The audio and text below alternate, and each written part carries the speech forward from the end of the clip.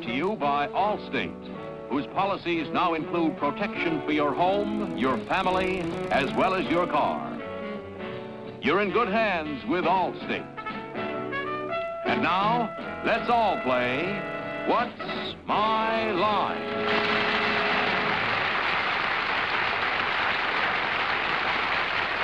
Now let's meet our award-winning panel of What's My Line. First, the delightful star of stage and television, Miss Arlene Francis.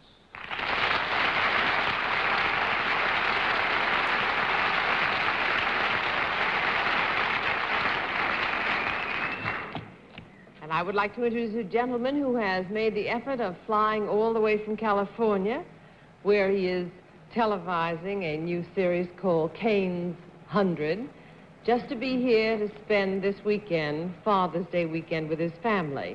And I'm part of it, thank goodness, Mr. Martin Gable.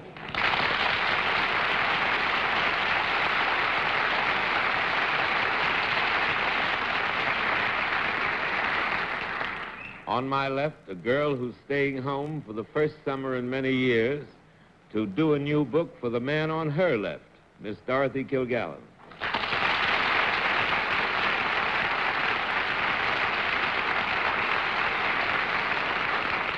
You all may think that the feudal system has been abolished, but actually there are serfs living in Mount Kisco, and here's one of them, Bennett.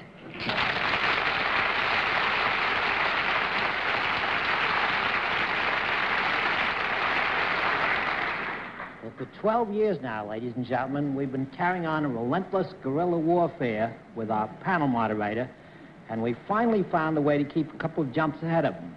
We played checkers with him. And here he is, John Charles Beck.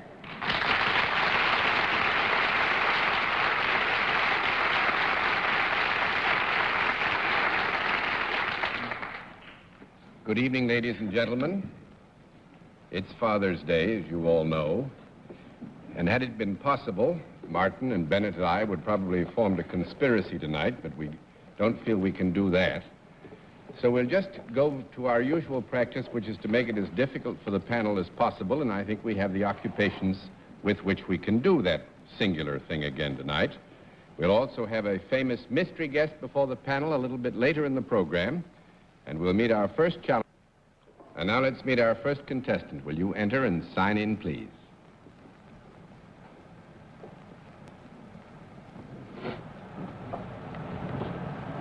James B. Swindoll, right?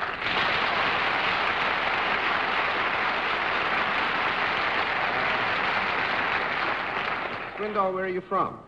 Birmingham, Alabama. Birmingham, Alabama. Right. Nice to have you with us. May I present the panel? Swindoll, will you join me over here? Do you know how we keep score, sir? Yes, I do. All right. In that event, we'll let the audience in the theater and the audience at home know exactly what your line is.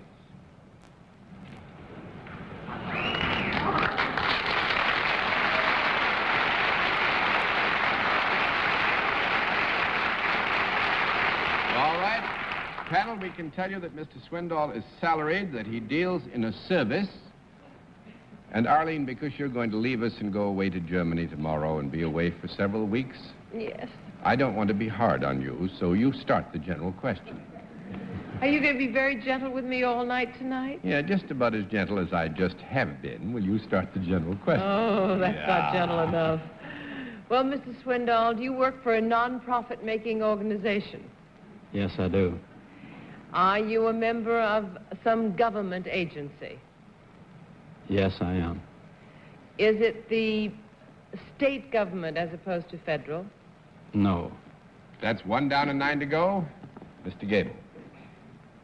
You then work for the federal government, Mr. Swindoll. That is right. Are you stationed in the state of Alabama in the course of your work? No. 2 down and 8 to go, Miss Kilgallen. Does your work ever take you to Washington? Pardon? Does your work ever take you to Washington, D.C.? Yes, it does. Do you spend most of your time there, your working time? Yes, I believe so. Do you have anything to do with the President of the United States? Yes, I do. Are you a Secret Service man? No. 3 down and 7 to go, Mr. Sir. Mr. Swindoll, in the work that you do in Washington, are you ever in close contact with the president at the White House? No, not at the White House. Small question.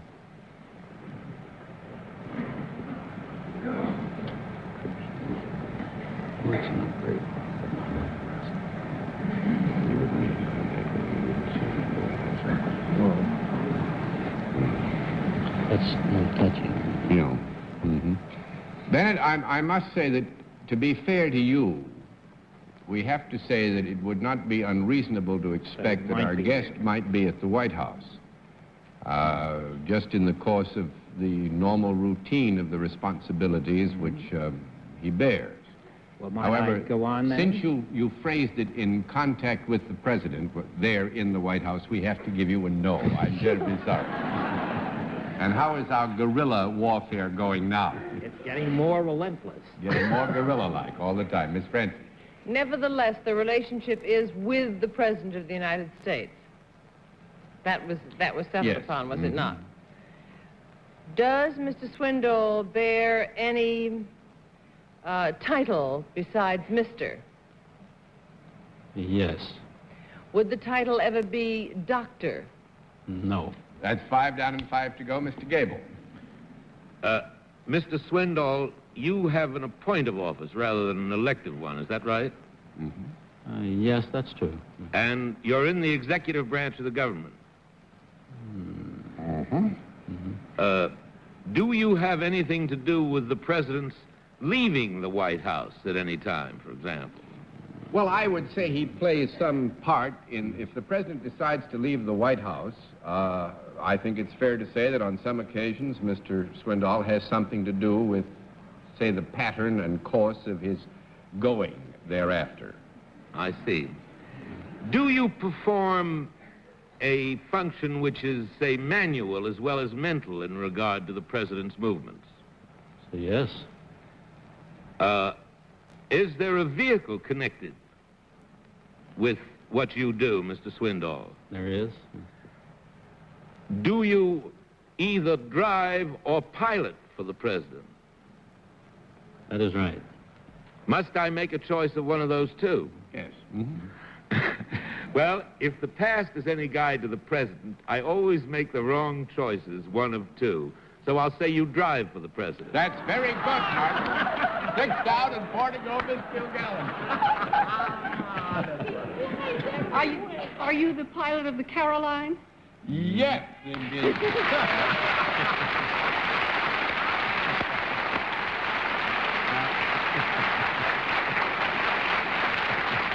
And Martin, what tickles me most about that is that you've flown all the way back from the coast to come here and be here for Father's Day and to be with Arlene before she leaves for Germany tomorrow. And I thought, well, he's got to go for pilot. He just got out of an aeroplane a little while ago. John, except in my marriage, I've had no instinct for success in my life. What a wonderful sentence. Thank you.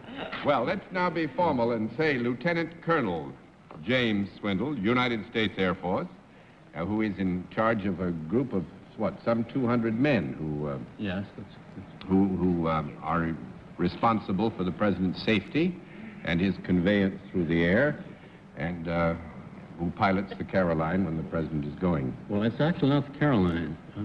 The Caroline is the family airplane. We fly the Air Force airplanes. Ah, I see. There's a little difference there. Well, you mean when the president went to Paris and Vienna and London, what did you use? You used a standard United States Air Force, yes. 707. That's right. The Glockenspiel, Murgatroyd, and the Pfannigstaffe, and the stuff that pushes behind. Is that right? That's true. Well, I studied aircraft when I was a boy. That's why I know all these technical terms. When you get the Glockenspiel in one of those airplanes, it's really quite an experience, isn't it? That's right. It stands people on their heads. Now, I think it goes without saying that Lieutenant Colonel Swindoll would not be in his present responsible position if there were not a previous history. He was not only a pilot in World War II when you flew the hump, I believe. That's true, yes. And that was about as nasty a flying job as ever Good was experience. conjured up. Great experience, yes. Did you have those 46s to go Yes, up with? that's true. And they would just barely get over the top of the highest mountain. And then you were also, I believe, in the Korean conflict, too. That's right. Mm-hmm. Well, sir, you bear a grave responsibility flying the president around, and you have, as I'm sure you've probably been told before, and as we all know, the graciousness which seems to have come into the White House, particularly with the new first family. It was there with the old first family, but the young new Kennedy family has captured the imagination of the country. And congratulations for being a part of it. It's nice to have you with us.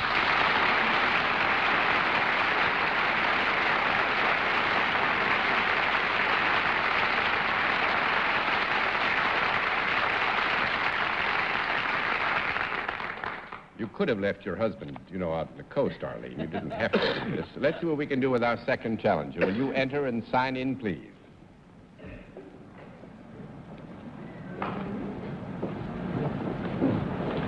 Mrs. Robert Haig? Haig. Haig.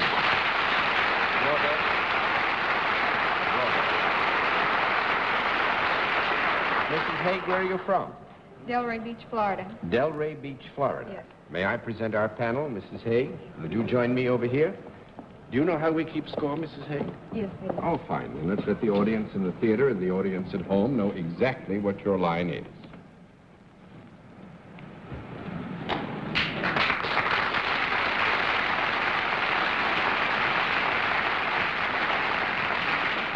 All right, panel, we will tell you that Mrs. Haig is self-employed, deals in a service, and will begin the general questioning with Bennett Cerf. Mrs. Haig, do you perform your service in or near Delray, Florida? Sometimes. Does it have anything to do with something that is conducted outdoors? Yes.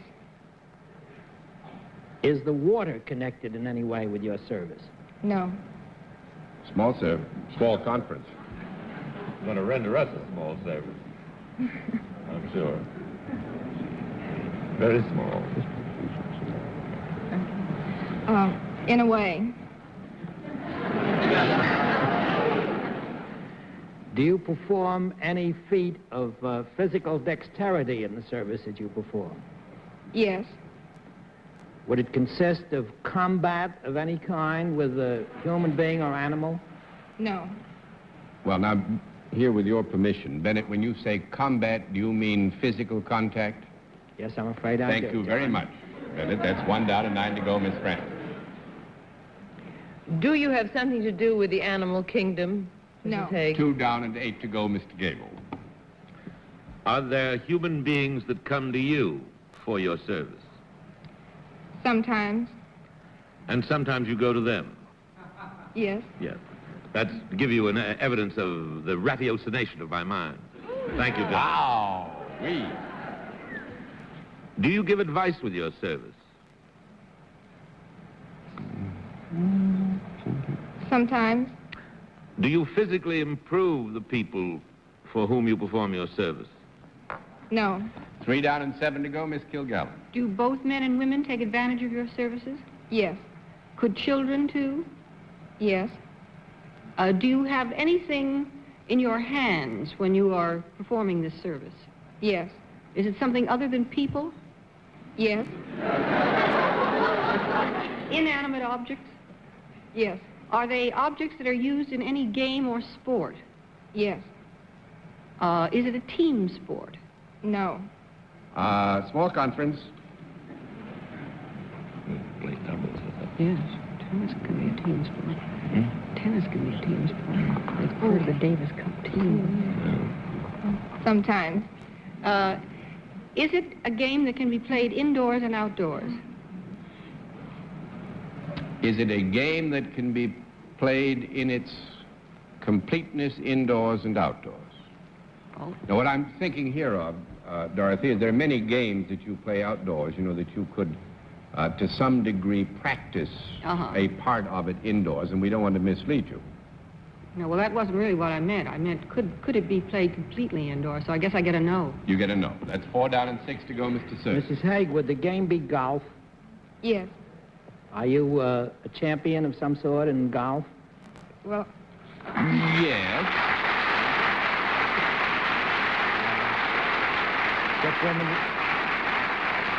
Just win the women's tournament? Pardon me? Won a big tournament very recently, did you not? Not very recently. That's a no. That's 5 down and 5 to go, Miss Francis. What is it we're looking for? Well, I don't know. I presume Miss Haig may be a golf pro, therefore. That's right, a professional golfer. Fine. Actually, I think you would all know her immediately as Marlene Bauer, Oh, yeah. who has a sister named Alice, and many years ago, do you remember this? Andy Heiskill from Life magazine and John Daly, who was a broken-down old type from radio and television, were invited to play in a tournament, and we wound up as partners to the Bauer sisters, and it was very embarrassing. I think I had 116, and Marlene had a 72 or something like that. Do you remember that? Yes, It was I many, certainly many do. years ago, but we had a wonderful day together, and I must say both you and your sister have managed to electrify, I think, the interest that women have in golf, because you're both such magnificent golfers. Thank you very much. Your husband is also a fine professional golfer, as I remember, isn't Yes, well, he doesn't play on the tour. he? He doesn't play on the tour, No. but he's a very fine... I think he could beat me. And I know he can beat Bennett. That's for absolute Everybody sure. can beat me. Well, you're going to play next in the, what is it, the Baldersall? Is that our big golf course in New Jersey? Then? Yes, the National Open, Women's National And Open. when is that going to be? That would be the week after next. I played that course. I have a friend on the name Charlie Smith from New Jersey, and we played that course, and they have a famous water hole. Do you know that one? You want to know what happened to me when I played it? Don't tell me. I'll be thinking about it when I play. Well, you do. You know, this is one of, I think I got 116 that day, but I got to this famous water hole, which is really a bête noire for professionals. Teed up the ball, took my club, pounced it, boom, right on the green. Oh, well, So you do that when you play Okay. it, too. Nice to have you with us, Marlene. And give my regards to your good sister, dear husband. Thank you. Nice to have you.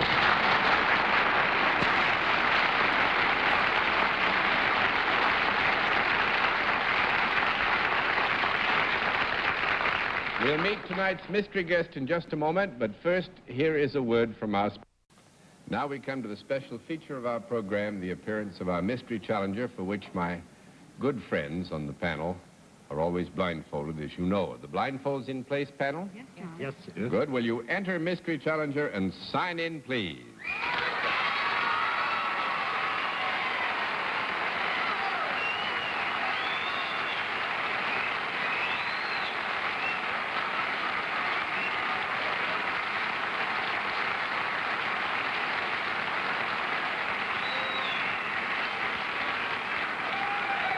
All right, panel, as you know, in the case of the mystery challenger, we go to the different pattern of questioning. You ask one question at a time in turn, moving clockwise, and we'll begin with Dorothy Kilgallen. are you primarily a movie star? Francis X. Bushman used to get me a glass of water. Is that a yes? Well, Francis X. Bushman used to get me a glass of water. I think it's such a difficult area, Dorothy, because of the many-sided and many-faceted talents of our guests that I don't think we can say primarily no. So we'll give you 1 down and 9 to go, Mr. Sir. Have you been for many years a famous radio and television star? Yes, but I'm still speaking to Jerry Lewis. Miss Francis? Are you primarily a comedian? I've been trying to answer that question for a lot of years. Mr. Gable? Is your program on the air through the summer? No, but I'm rehearsing. I'm ready to work. 2 down and 8 to go, Miss Kilgallen. Do you have any connection with the world of popular music? Yes, Perry Como cut my hair. That's really a no. 3 down and 7 to go, Mr. Sir. Have you a wife who is a lot stupider on the air than she is in private life? You're pretty hot. Are you George Burns? Yes, you guessed it.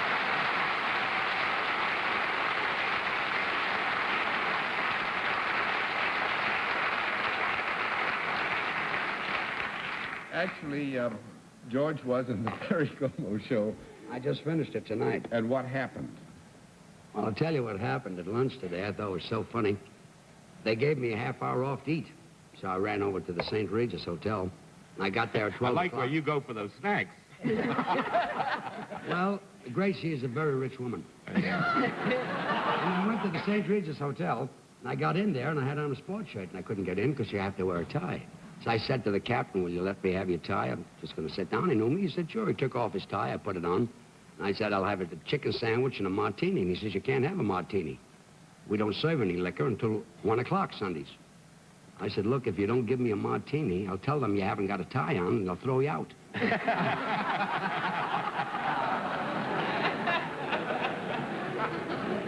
I didn't get my martini. But I still got his tie. It's a nice tie. That's what I was going to ask you. What happened to the necktie? That's wonderful. Have you called Jack Benny lately? Yes, I called Gracie. I spoke to her tonight. I told her that I got a big thrill today because on the Como show there was Lena Horne. And the three of us sang together. And that was nice because I love to sing. In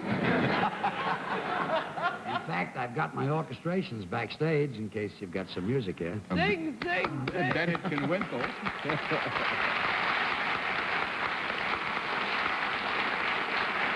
Well, I don't think we ought to rush into this, George. What did you sing with Lena Horne? Well, I sang In the Heart of a Cherry.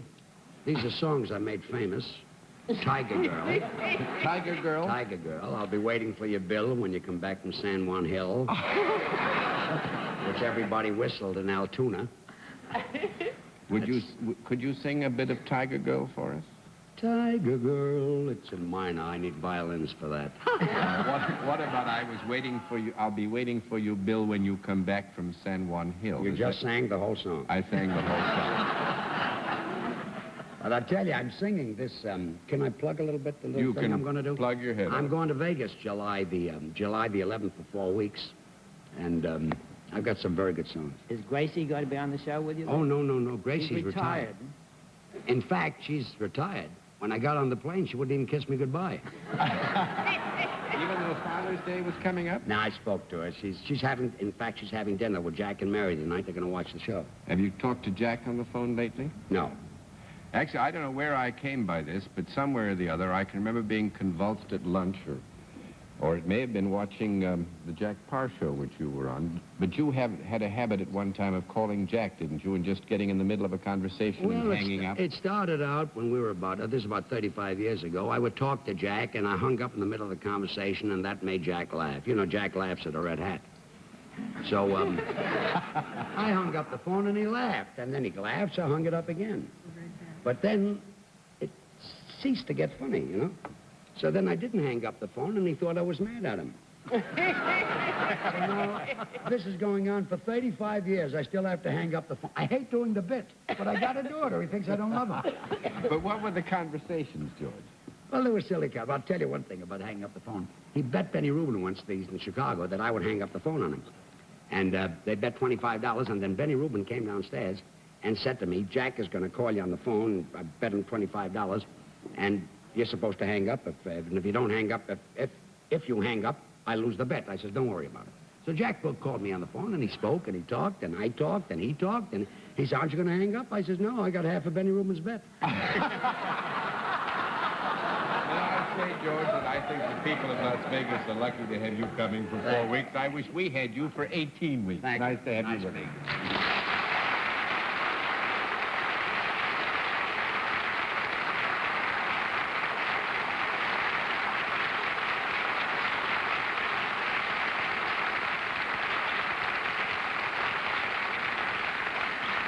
Well, I must admit, panel, you've done very well tonight.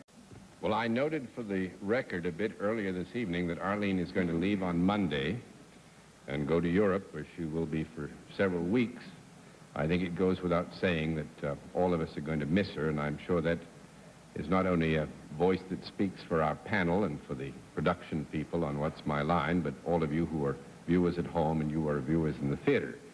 So, Miss Arlene, may I say, bon voyage, much happiness and success over there, and come back as soon as you can. And good night, Miss Arlene Pratt. Thank you, John. Thank you.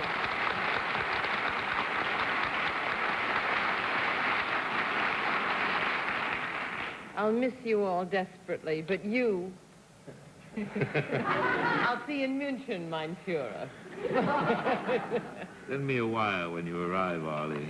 Yes. Good night, John. Good night. I'll do the same, Arlene. Thank you. Good night. Good night, Bennett. Be careful not to go on the wrong side of that Brandenburg Gate. Don't worry. John, I do hope you'll be with us next week, won't you? I'll be here. Oh, that's Thank you, fine, Bennett. that's fine. Good night, ladies and gentlemen. Thanks for being with us on What's My Line?